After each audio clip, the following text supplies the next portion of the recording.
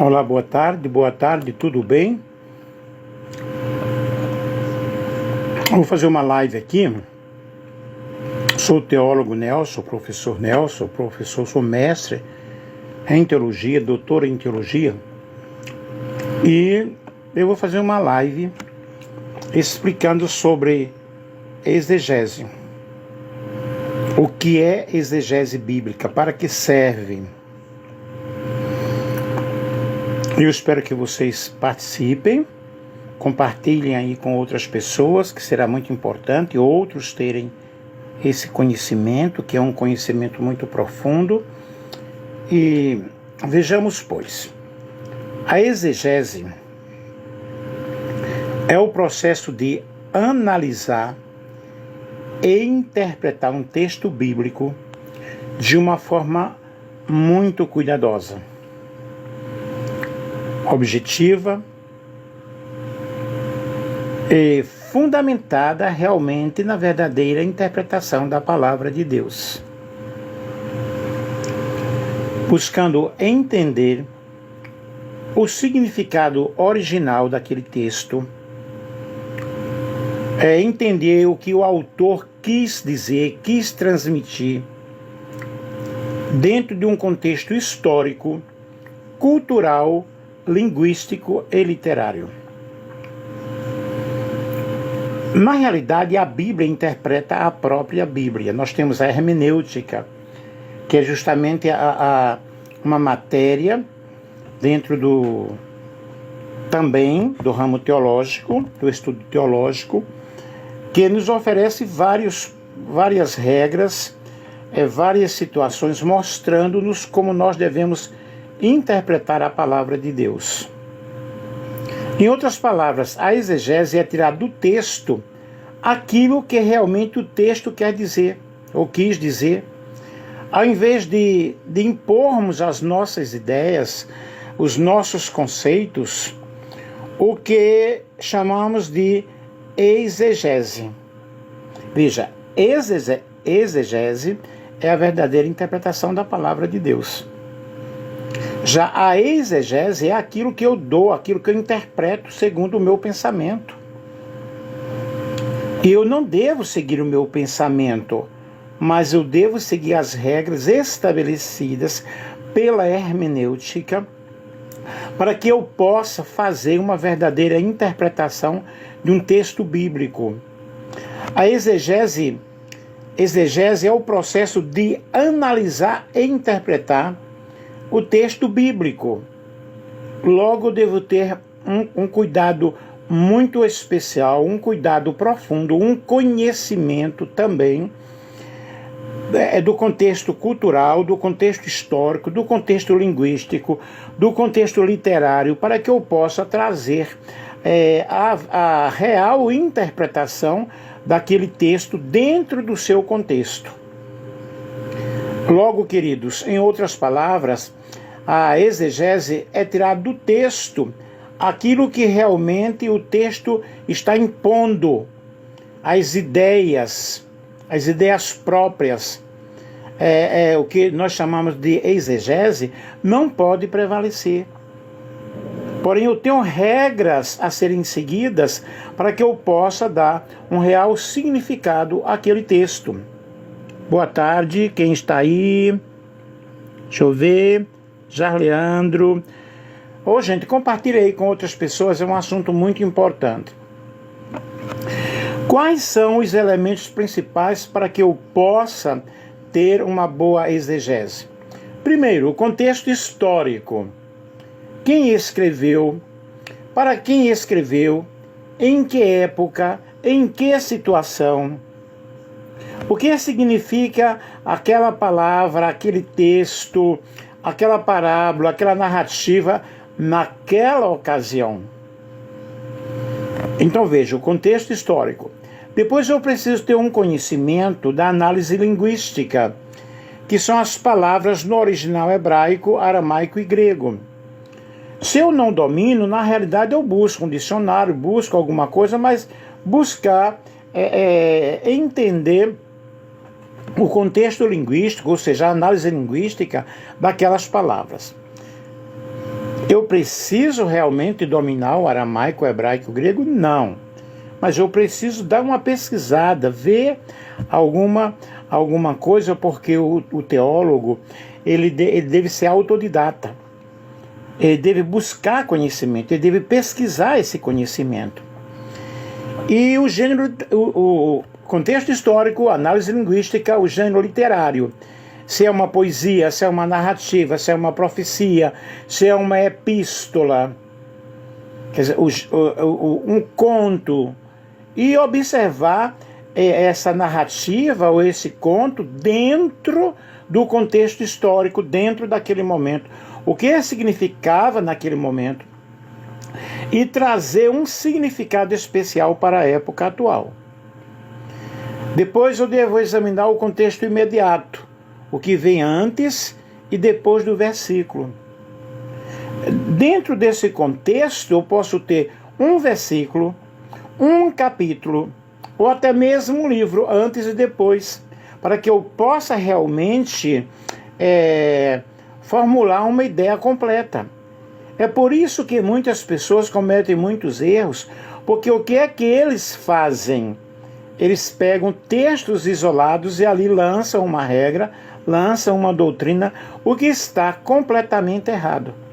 Porque eu preciso fazer uma análise de todo um texto, compreender o que aquele texto está dizendo naquela época e ver se ele pode ser aplicado na atualidade. Depois eu tenho a teologia do texto.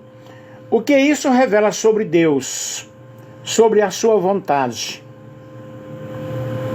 Há coisas que se passam no céu, vai ser exclusivamente no céu, outras coisas na terra. E quando nós lemos as Escrituras, devemos ler as Escrituras como um todo. As Escrituras falam sobre os judeus, os gentios e sobre a igreja.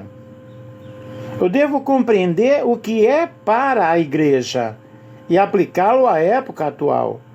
Devo compreender o que era para os judeus exclusivamente naquela época e não aplicar na época atual.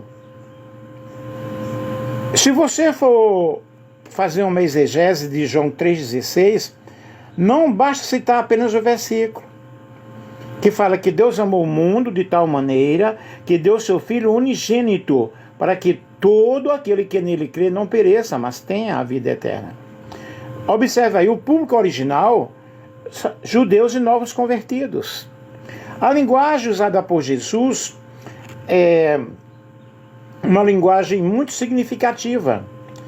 E quando você vai observar sobre o nascer de novo, por exemplo, você vai observar que Jesus usa uma linguagem simbólica. Quando fala em João 3 sobre o nascimento.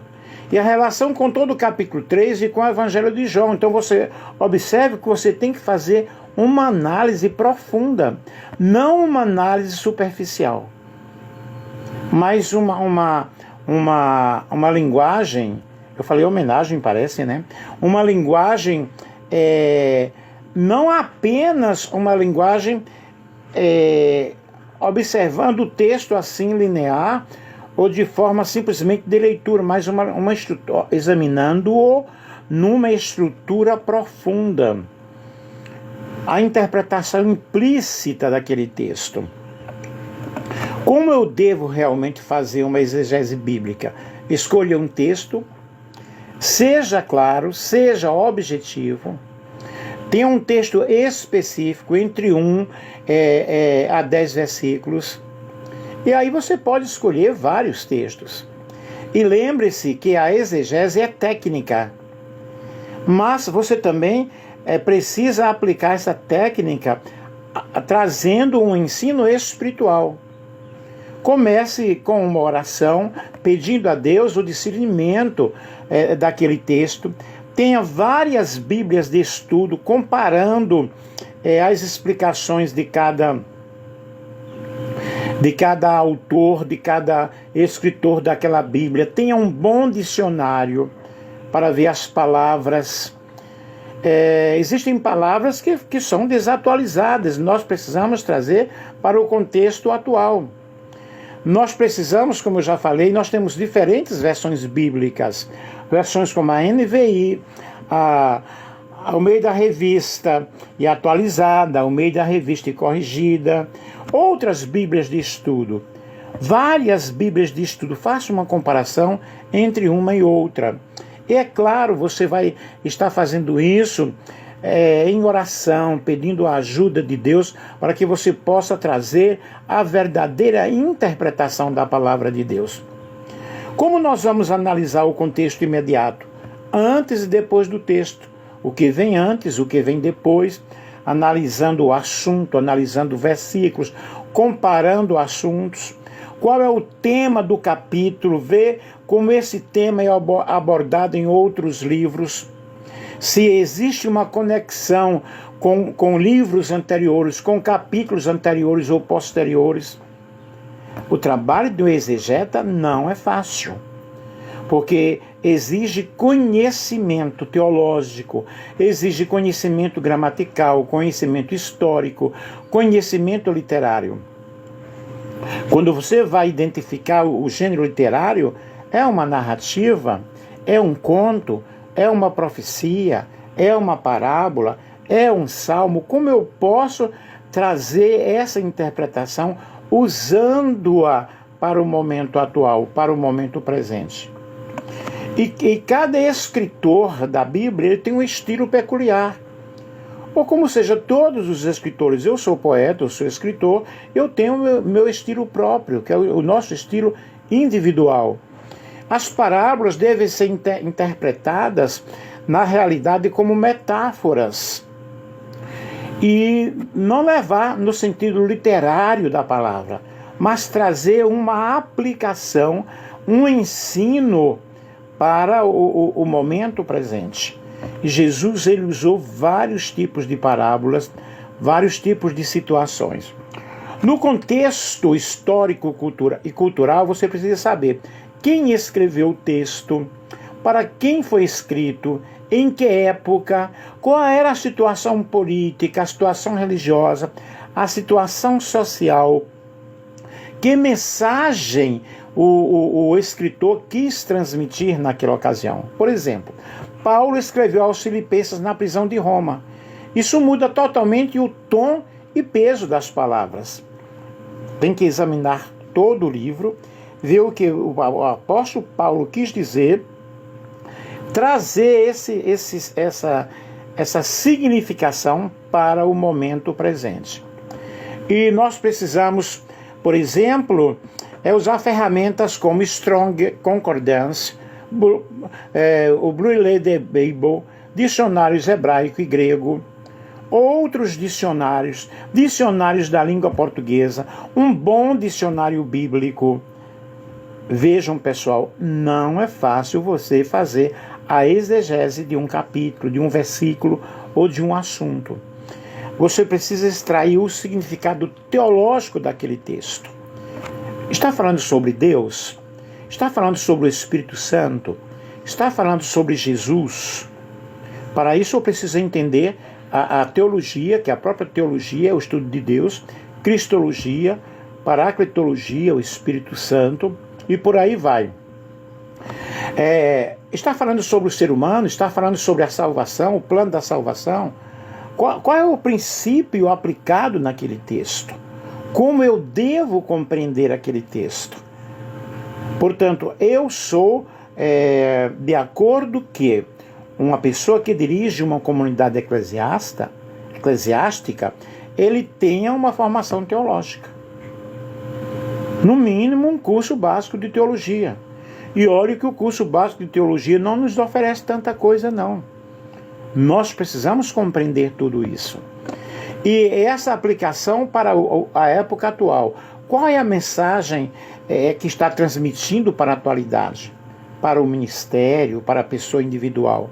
O que Deus está comunicando através desse texto para nós na época atual? Veja, nós precisamos extrair lições daquele texto que nós interpretamos com a ajuda do nosso estudo, com a ajuda do nosso conhecimento, e principalmente, em primeiro lugar, com a ajuda do Espírito Santo. Exemplo de uma exegese feita por Jesus em Lucas 4, 16 a 21. Então passou Jesus a ler o livro do profeta Isaías, e abrindo o livro achou o lugar onde estava escrito: o Espírito do Senhor está sobre mim, pelo que me ungiu para evangelizar os pobres, enviou-me a proclamar a libertação aos cativos e restauração em vista aos cegos, para pôr em liberdade os oprimidos e apregoar o ano aceitável do Senhor. Então passou a dizer-lhes: hoje se cumpriu a escritura que acabaste de ouvir. Lucas, capítulo 4, versículo 16 ao 21, que confere com Isaías, capítulo 61, versículo 1. Como é que Jesus realmente ele fez a interpretação desse texto? Jesus escolheu um texto específico de Isaías 61, e ele sabia exatamente o que ele queria comunicar àquele povo. Logo, eu preciso de antemão, com antecedência, não é ali abrir a Bíblia ali naquele momento, não, o Espírito Santo vai me dar a interpretação. Eu preciso ter uma preparação antes. E ele leu a passagem com pano de fundo histórico, na expectativa messiânica do povo judeu. Aí nós temos uma leitura contextualizada. E nós vemos aí também a identificação pessoal com o texto, quando ele diz: hoje se cumpriu a Escritura. Esse texto estava falando de quem? Dele, de Jesus. Eu sou o ungido que Isaías anunciou. Então observe ali que Jesus ele explicou o significado realmente, qual o objetivo da sua missão, o que ele quis fazer. Então vejam, pessoal, o texto não foi apenas analisado, mas ele foi aplicado. Quando o texto tem uma aplicação imediata ao público. O Senhor me ungiu para evangelizar aos pobres, trazer boas novas aos pobres. Quem são esses pobres? Aos cativos, dar liberdade aos cativos. Aos cegos, dar visão aos cegos. Aos oprimidos, restauração. E aí você vai trazendo essas características, mostrando na época atual quem são as pessoas pobres de espírito. Quem são as pessoas que estão cativas, que precisam dessa liberdade espiritual. Quem são essas pessoas cegas que precisam enxergar espiritualmente. E quem são as pessoas oprimidas que necessitam de restauração. Porque Jesus, na realidade, ele é o maior intérprete da Bíblia. Ele conhecia profundamente as Escrituras. Ele interpretava realmente com clareza, com conhecimento.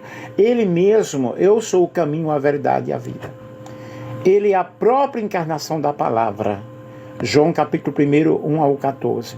Então o maior exegeta da história foi Jesus. Jesus, mesmo sendo Deus, ele viveu e ele exerceu o seu ministério como homem verdadeiro, sem recorrer aos atributos da sua divindade. A Bíblia diz que ele crescia em graça e em conhecimento. E essa verdade, na realidade, engrandece ainda mais o fato dele ser o maior exegeta da história, pois ele interpretou as Escrituras como homem cheio do Espírito Santo e cheio de sabedoria. Cheio do Espírito Santo, ensinando a palavra de Deus. Por exemplo, Filipenses 2, 6 a 8, embora sendo Deus, não considerou que o ser igual a Deus era algo o que deveria apegar-se, mas esvaziou-se a si mesmo, vindo a ser servo, tornando-se semelhante aos homens. Filipenses capítulo 2, versículo 6 ao versículo 7. E esse texto é o fundamento da doutrina do kenosis, o esvaziamento voluntário de Cristo. Ele não deixou de ser Deus, mas decidiu não usar os poderes da sua divindade enquanto ele viveu aqui como homem.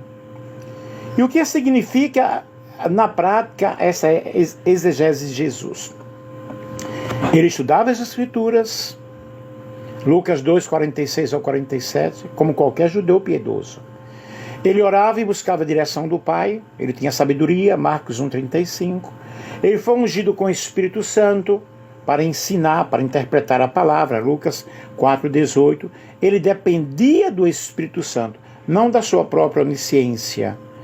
para cumprir o seu ministério. Atos 10 e 38. Por isso é muito importante nós seguirmos o exemplo de Jesus, de alguém que interpretava as Escrituras com muita clareza, com muito conhecimento, com muita profundidade, sem depender da divindade, mas confiando no Pai e na unção do Espírito Santo. Nós também podemos ser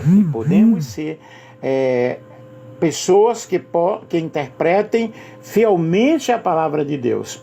Quando eu confio em Deus, quando eu busco a direção do Senhor, quando eu me preparo e quando eu estudo. E na formação de pregadores, mestres e líderes, essa verdade realmente deve ser algo muito enfático.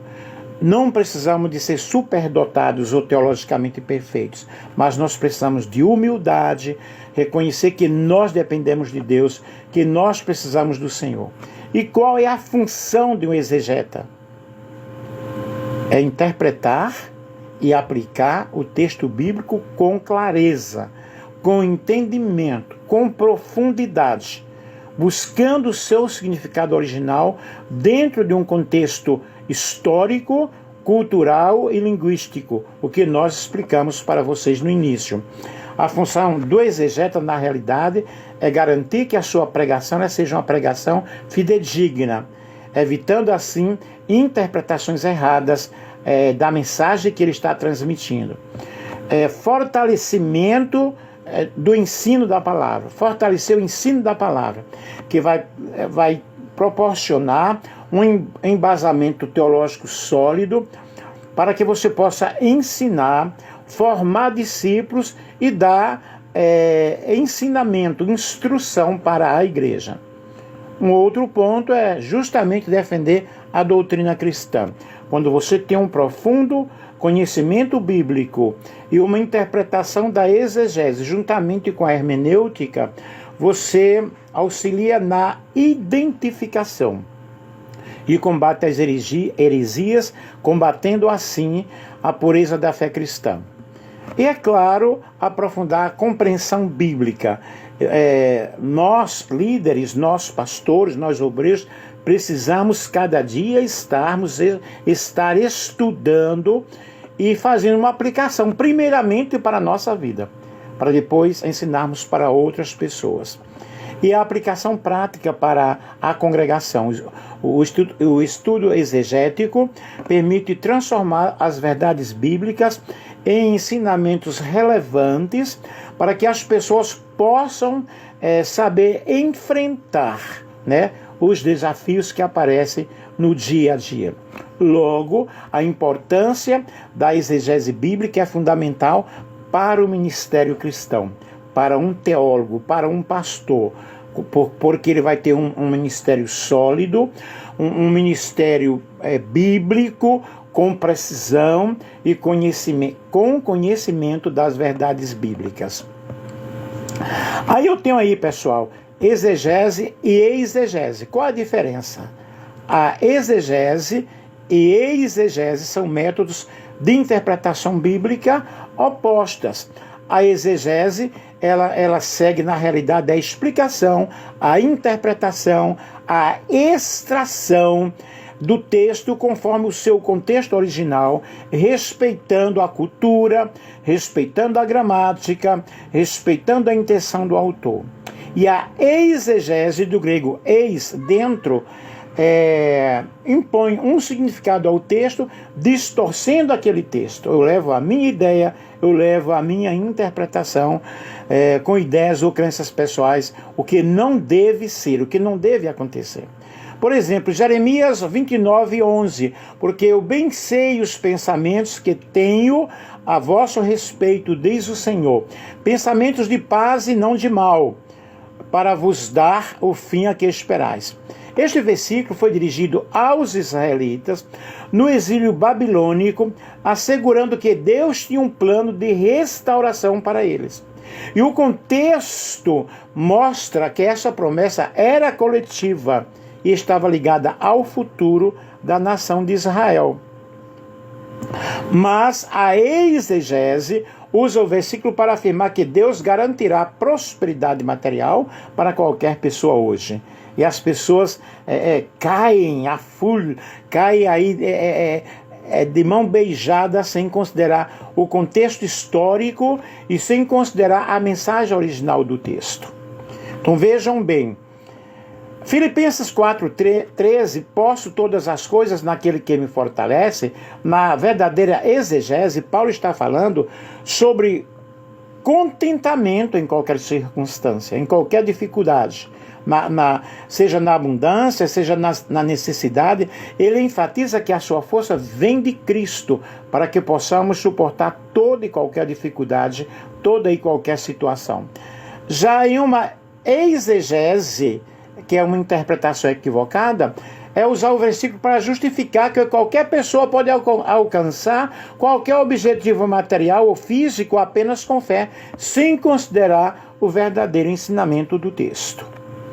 E para nós concluirmos, a exegese busca realmente o significado original do texto, enquanto a exegese força uma interpretação subjetiva que pode levar a grandes erros e heresias doutrinárias. Para o ensino fiel, todo líder e obreiro deve praticar a exegese bíblica. Portanto, vamos colocar todo esse conhecimento nas mãos de Deus, estudando a cada instante, a cada momento, e buscando do Espírito Santo o real significado da palavra de Deus. Amém? Eu espero que vocês tenham compreendido.